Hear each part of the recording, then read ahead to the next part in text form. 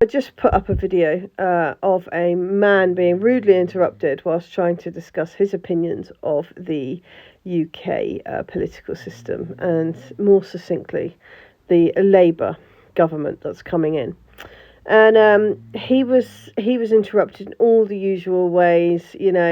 Oh, you can't say that they're not better than the Tories because they've not had a chance and all of this. But I've seen probably what was the best opportunity for a proper Labour government to come into power.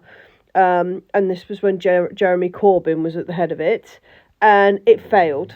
And it failed quite obviously because Labour is not capable of defending itself against its own populism. I'm not sure how else to put it. Jeremy Corbyn could have been perfect. Anti-war, pro-Palestine, anti-EU. He was anti-EU for most of his political career, and like every other normal human being on the earth, knows the difference between men and women. However, when pressed by momentum, when pressed by the press, he capitulated to what he believed he should have to say: the legitimacy of Israel, the idea that men and women are interchangeable, the concept that Britain should be allowed to revote to enter the European Union rather than being given a clear socialist way of leaving the EU, which is what everybody wanted. Now, when I look at the political system in Britain and when I look at what people want in Britain, they are at complete odds with each other. And I don't see any political party that is making any effort to rectify that. That's the real problem here. So we end up with this bizarre situation where what people need is completely not reflected in our political class. And I'm going to talk about that ill-fated election, where everyone was talking about the NHS and schools and austerity and how crap it was, and roads and all the other things that happen when you have many, many years of a Conservative government creaming the money off the top of our business sector. And instead of focusing on any of that, I read the Labour manifesto, and they were talking about train travel prices and student loans. Now, don't get me wrong. I think it's really, really important that we sort out the price of trains because they are phenomenally expensive. However, I can't think of a working class man, for example, out there on a building site all day who is focused most on train prices. I can think of lots of champagne socialist middle class students in London who are focused on train prices, but when it comes to the actual working class, ergo, Mr. Corbyn's actual electorate, that's not what their focus is. Their focus is on knife crime. Their focus is on the fact that their vehicles kept being broken into. Their focus is on migration and immigration into Europe. Their focus is on the borders not being secure. And actually those things go together, not because all migrants break into vans, but because when you have a country with a separate police and a crime system, like the UK, that has no border control with the EU, it's a perfect place for black market goods into the EU. So you go, you see a guy, he's got 30 grand's worth of tools that he keeps in his van.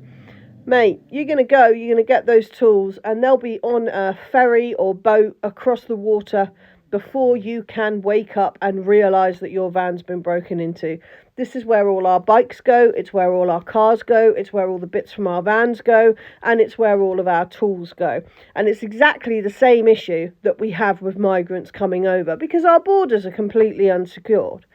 Now, when the Tories have said, we're going to sort out the borders. What they've actually done is given money to France. They gave 400 million to the French last year to sort out the border issue, and it increased the amount, statistically increased the amounts of people coming over, which we note, but we don't know how many boats are leaving that are filled with stolen goods.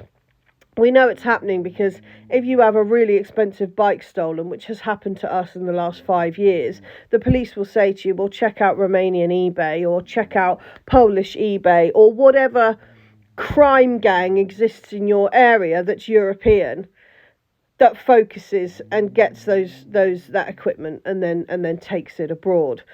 Because there's absolutely no regulation. As soon as it hits the shore of the EU, it's in a different crime jurisdiction and nobody cares. That is the reality. Britain should be the safest country in the EU. We can and should be controlling our own borders, and we choose not to. Now, that must be a deliberate choice. We have a Ministry of Defence who is too focused on bombing abroad to actually defend us. That has to be a choice. So when I look at the political system in the UK, I don't want to hear that, oh, they're not as bad as the Tories because they haven't had a shot yet. I want to see political parties that are coming up with new ways of making our lives better, of changing things so that we have a better living standard, so the cost of living is reduced, so that people have access to electricity and gas, which we should have in abundance in the UK because we make the majority of it ourselves. That's the reality. But we aren't seeing that from Labour.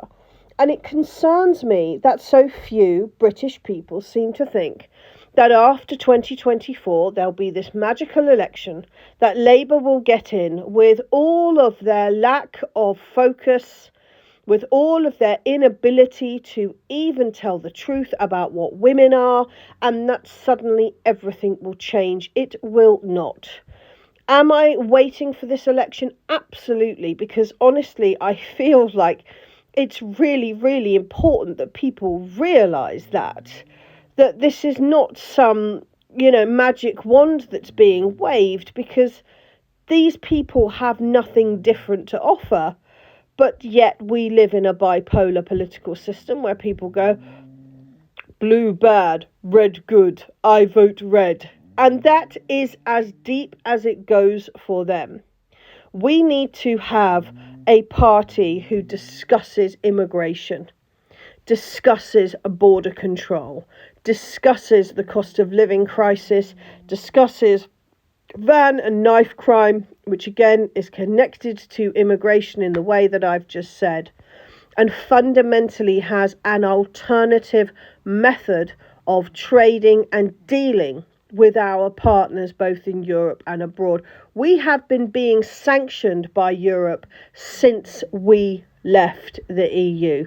Go and have a look at the trade tariffs from the EU to other partners outside of the EU and the EU to us, and you can see that very, very clearly. Even sending a letter to someone in the EU is astronomically expensive because we are being sanctioned out of any reasonable trade with the EU. That's the reality. We need an anti-war political party who are not going to continue to give our money to Ukraine and send our weapons to Ukraine and set us up as the Japan of World War III. And fundamentally, we need someone who's going to look at the presence of Ukrainian refugees in the UK who are taking sometimes £1,000 a month of taxpayer money and then going back to Ukraine with it, because that is happening a lot. If those things were actually dealt with, then yeah, I might be able to get behind a political party. But right now, the only thing I'm voting for is a minor change so that perhaps the people of Britain will see that there is no real option here. And then maybe we can take a leaf out of Africa's book and claim our damn country back, because we need you guys. That's the reality here. We need